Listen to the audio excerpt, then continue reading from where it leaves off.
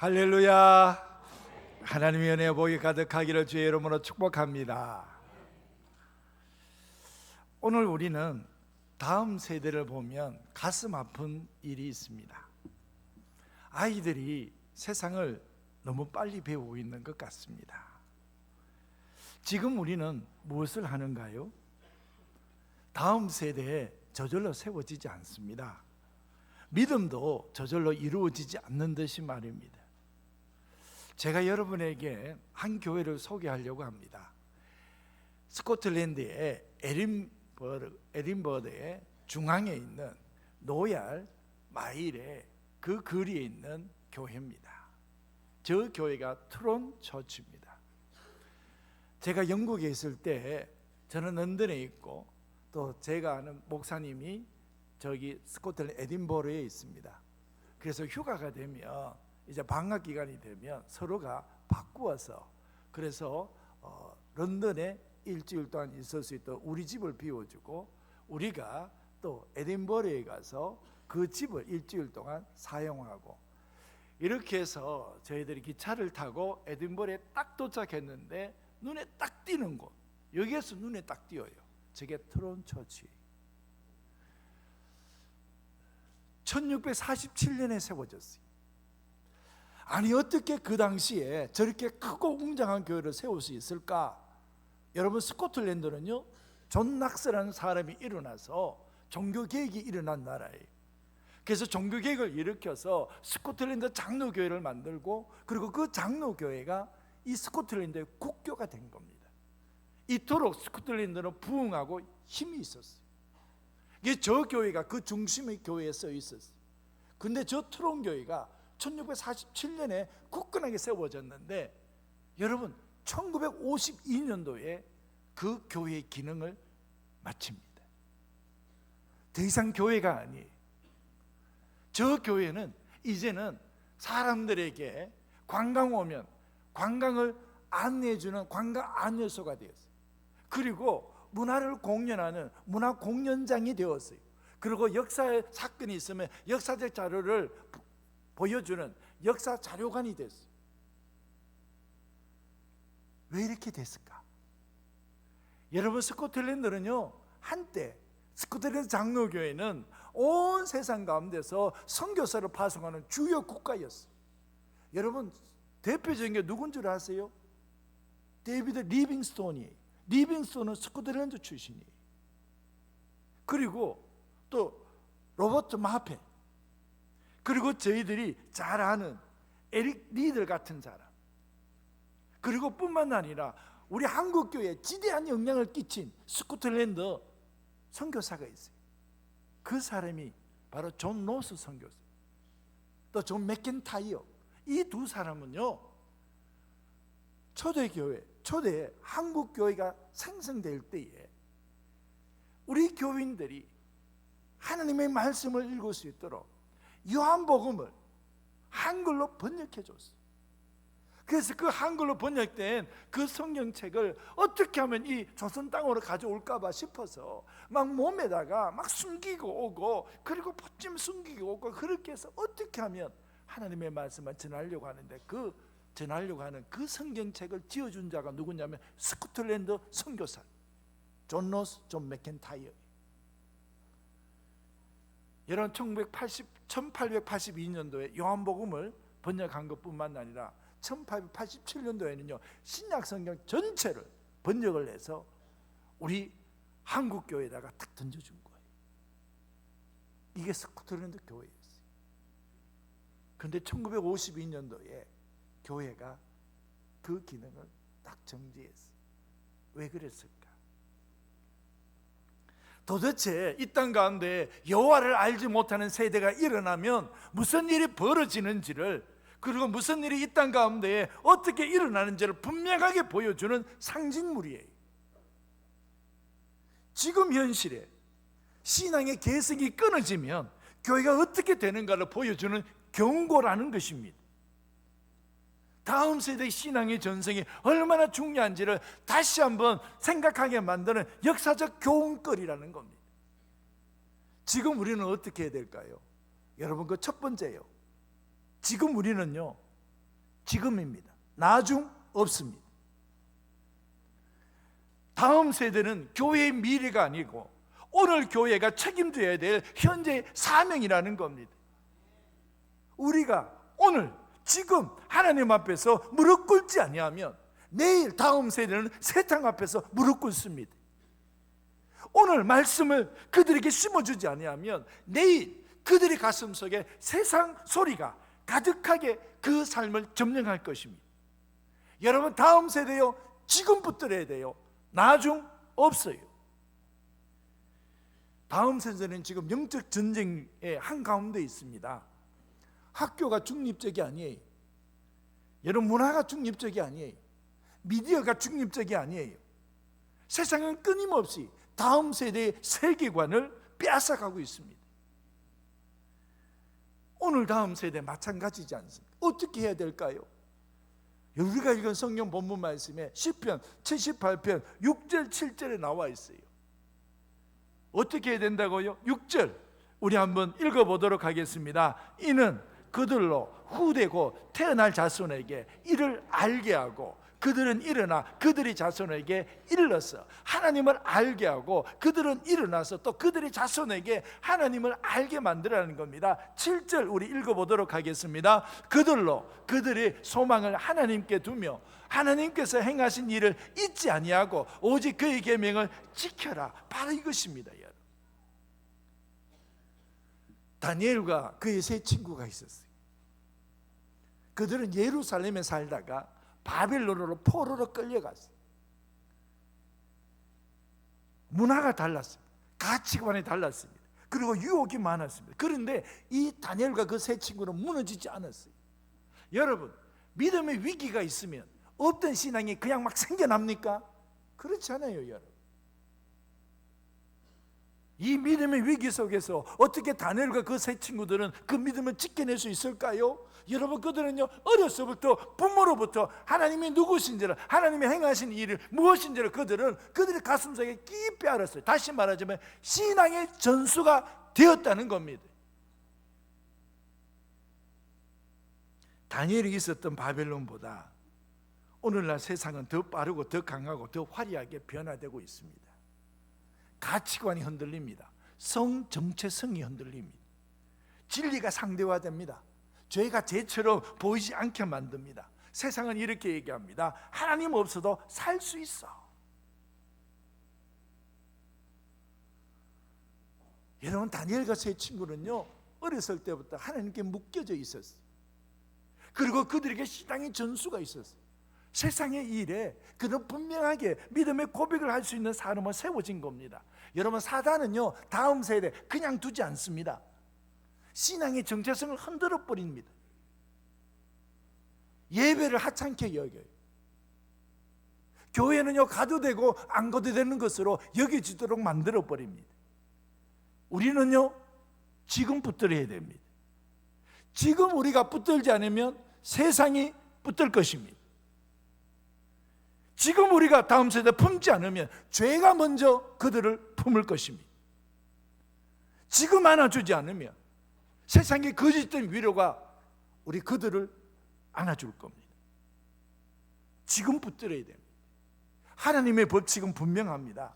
교회가 오늘 심지 않으면 내일 거둘 것 없습니다. 오늘 믿음의 씨를 심지 아니하면 내일 거둘 열매가 없다는 것입니다. 오늘 기도의 무릎 세우지 아니하면 나중에 기도의 응답 기대할 것 없습니다. 오늘 말씀의 기초를 놓지 아니하면 내일 그들의 인생이 흔들릴 수밖에 없다는 사실입니다. 여러분, 다음 세대 지금 해야 됩니다. 나중 없습니다. 그리고 두 번째로 우리가 무엇을 해야 되는가요? 다음 세대를 놓치면 신앙의 비극이 어떤 것인가를 제대로 봐야 됩니다. 시편 78편은 지금 이 신앙의 비극을 단지 과거의 회상이 아닙니다. 시편은 지금 경고하고 있는 것입니다. 하나님의 역사를 들었는데 잊어버린 세대, 하나님의 기적을 경험했는데 순종하지 않는 세대, 하나님의 언약은 받았지만 마음이 완고하여서 패역한 세대, 그 세대를 한번 보라는 겁니다. 그래서 시편 78편 8절은요 이렇게 얘기를 합니다. 우리 다 같이 한번 읽어보도록 하겠습니다. 그들의 조상들 곧 완고하고 패역하여 그들의 마음이 정직하지 못하며 그 심령이 하나님께 충성하지 아니하는 세대와 같이 되지 아니하게 하려 하심이로다. 그 심령이 하나님께 충성되지 않는 세대가 어떤 세대입니까? 이 시대가 어떤 시대입니까? 사사시대잖아요. 지금 다음 세대를 놓치면 우리에게 사사시대가 온다니까요. 사사시대가 왜 일어납니까? 그 원인을 이야기하잖아요. 이게 무서운 말씀이 사사기 속에 들어가 있어요. 사사기 2장 10절의 말씀이에요. 우리 사사기 2장 10절 우리 다 같이 한번 읽어보도록 하겠습니다. 그 세대의 사람도 다 그 조상들에게로 돌아갔고 그 후에 일어난 다른 세대는 여호와를 알지 못하며 여호와께서 이스라엘을 위하여 행하신 일도 알지 못하였더라. 이게 얼마나 두려운 말씀입니까? 여호와를 알지 못하는 세대가 일어났답니다. 하나님의 행하신 일을 모르는 세대가 일어났답니다. 여러분 왜 이렇게 됐습니까? 하나님의 능력이 사라진 것입니까? 말씀의 능력이 없어진 것입니까? 아닙니다, 여러분. 여호수아 세대가 자신은 능력을 경험했고 자신은 하나님의 일을 알았지만 그 하나님의 위대한 일들을 다음 세대에게 전수하지 못했다는 것입니다. 그래서 이 구절이 너무 무서운 것입니다. 사사기 2장 10절에 그 후에 일어난 다른 세대는 여호와를 알지 못하고 여호와께서 이스라엘을 위하여 행하신 일도 알지 못하였더라. 여러분 홍해를 가르신 하나님이 사라지셨습니까? 불기둥 구름기둥으로 인도하신 하나님의 능력이 약해진 것입니까? 가나안에 들어가신 하나님의 팔이 짧아진 것입니까? 아닙니다, 여러분. 여호수아는요, 여호수아 6장에 보면 여리고성을 무너뜨리는 하나님의 능력을 경험했습니다. 승리 간증은 있는데 신앙의 개성은 없었어요. 여호수아서 14장에 보면 여호수아의 군대와 아모리 군대가 싸움을 할 때에 그 아모리 군대를 진멸시키기 위해서 여호수아가 기도한 게 뭐냐면 저 야알론 골짜기에 태양아 머물러라. 태양이 머무른 놀라운 기적의 사건을 봤어요. 그들은 하나님의 기적을 체험했지만 신앙 전수는 하지 않았어요. 자기 세대는 은혜로 붙들어 살았어요. 자기 세대는 하나님의 권능을 받고 그 하나님 믿으며 살았어요. 근데 다음 세대의 믿음은 세우지를 못했습니다. 여러분 교회가 다음 세대를 놓치면 어떤 일이 벌어지는가요? 여러분의 가정이 지금 자녀들을 믿음의 세대로 세우지 아니하면 여러분의 가정의 미래는 어떻게 될까요? 한 세대가 하나님을 뜨겁게 경험했다고 하더라도 그것이 다음 세대에게 전달되지 아니하면 신앙의 역사는 끊어지는 것입니다. 다음 세대는 보호만으로 되지 않습니다. 훈련되어야 됩니다.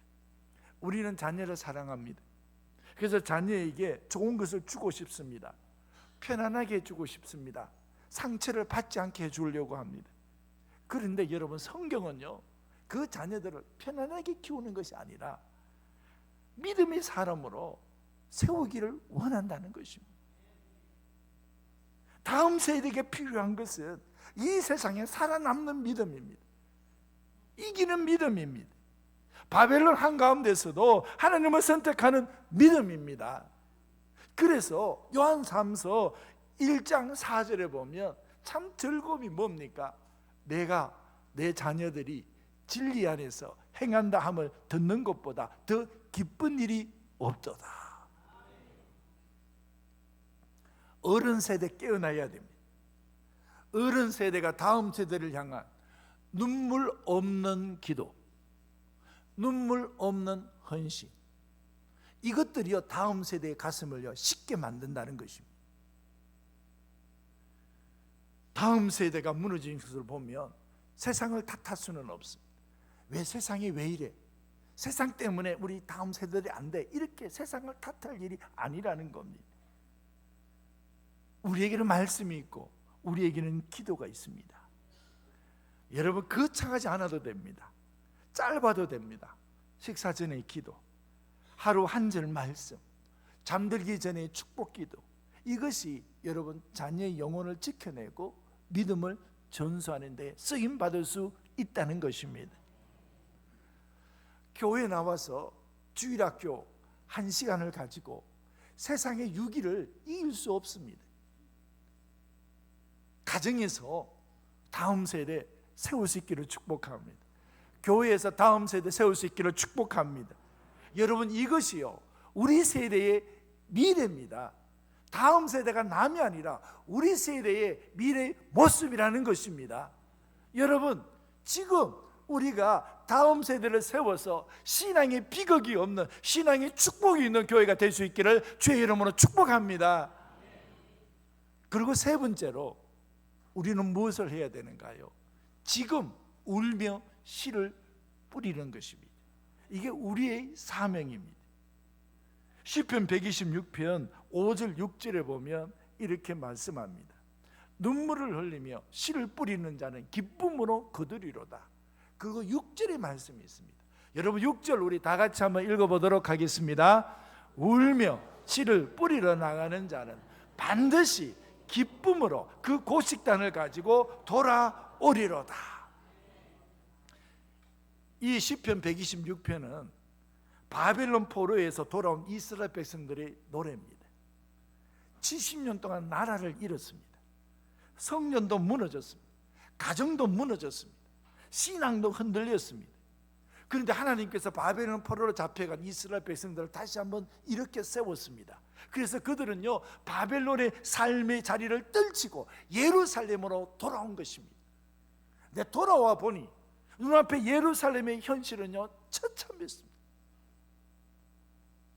이스라엘 백성들은 70년간 바벨론에서 포로 생활하다가 고국의 땅 예루살렘으로 돌아왔는데 눈앞에는 폐허가 같은 땅이었어요.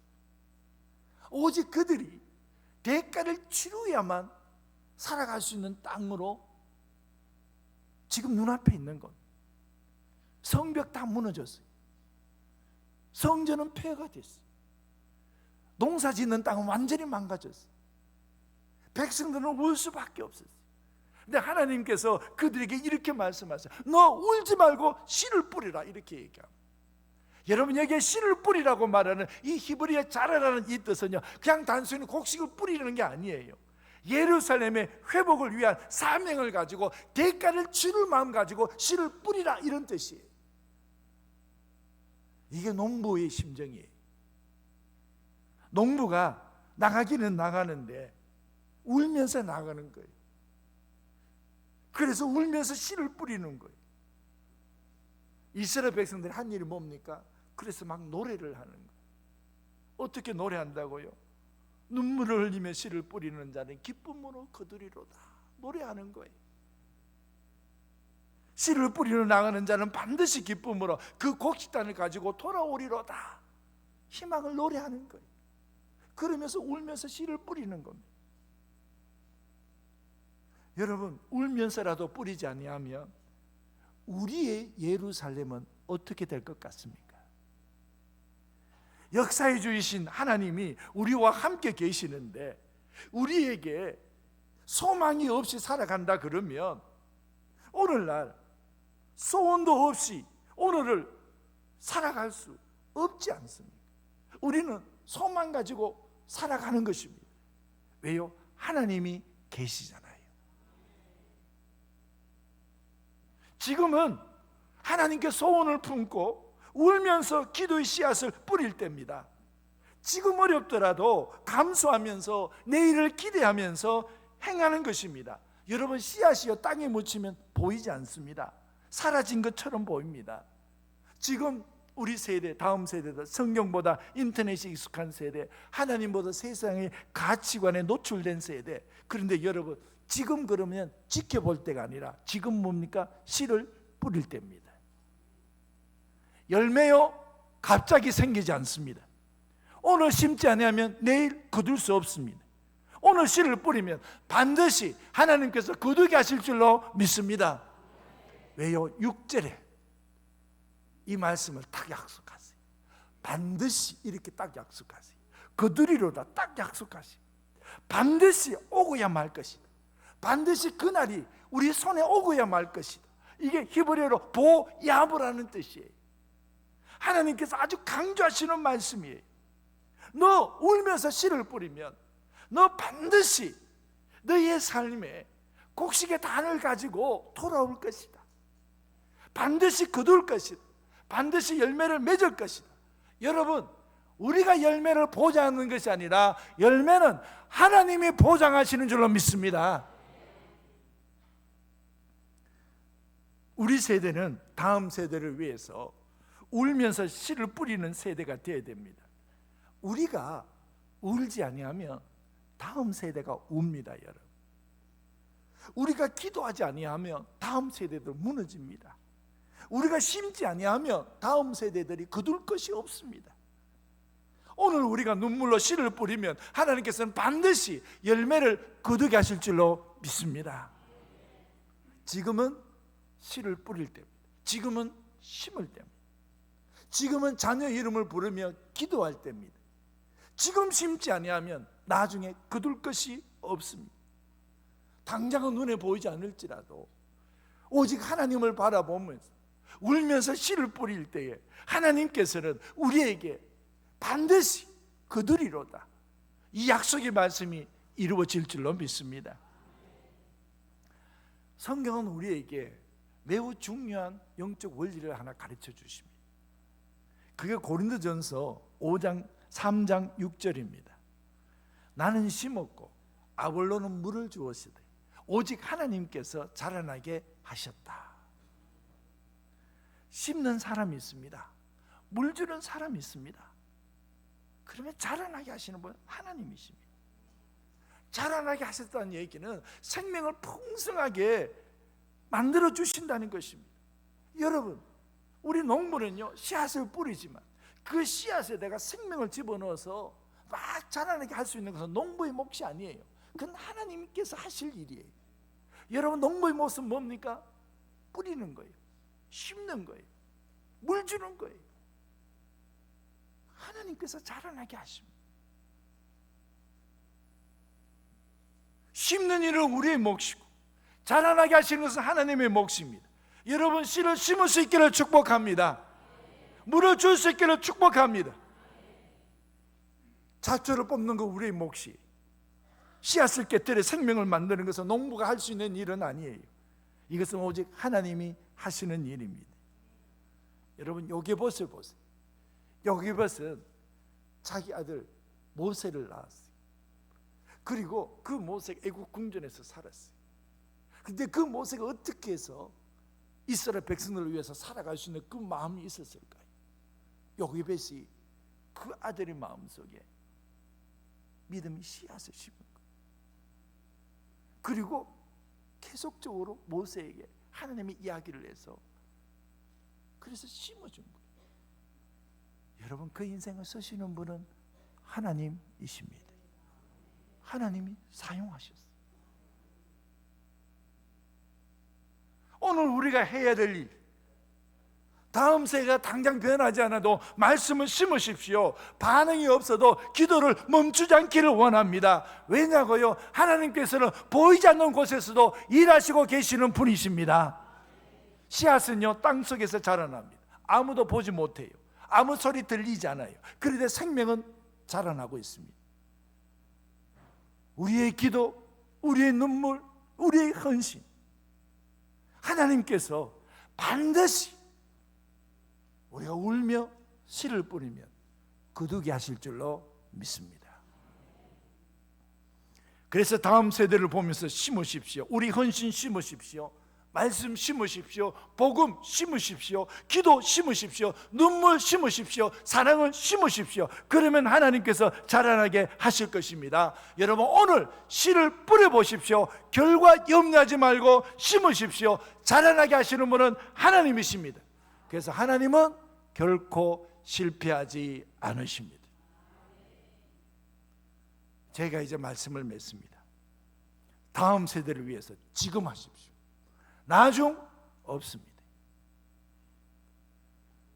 우리가 보지 못하는 곳에서, 우리가 알지 못하는 곳에서 우리가 하나님 앞에 울면서 심으면, 뿌리면 하나님께서 일하실 줄로 믿습니다.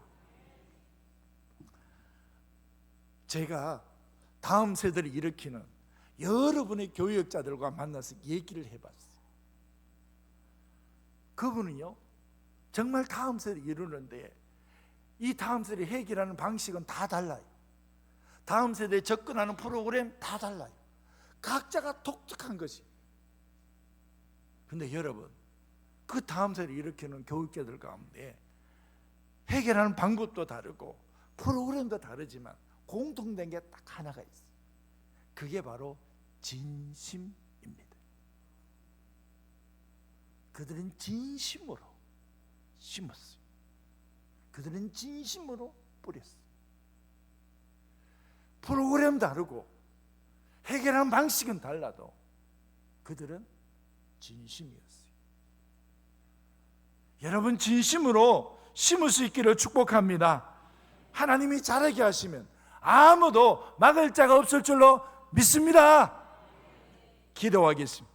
하나님 아버지, 우리는 주님 앞에 지금 심습니다. 지금 뿌립니다. 하나님 아버지, 지금 하나님 아버지 주님 앞에 드립니다. 하나님께서 반드시 고식단을 거두고 기쁨으로 돌아오게 하는 역사가 일어나게 하여 주시옵소서. 하나님, 우리는 믿음 가지고 심습니다. 진심으로 심습니다. 우리가 알지 못하는 시간 속에, 우리가 알지 못하는 곳에서 하나님께서 일하고 계심을 믿습니다. 하나님 아버지, 역사하여 주시옵소서. 예수님의 이름으로 기도합나이다. 아멘.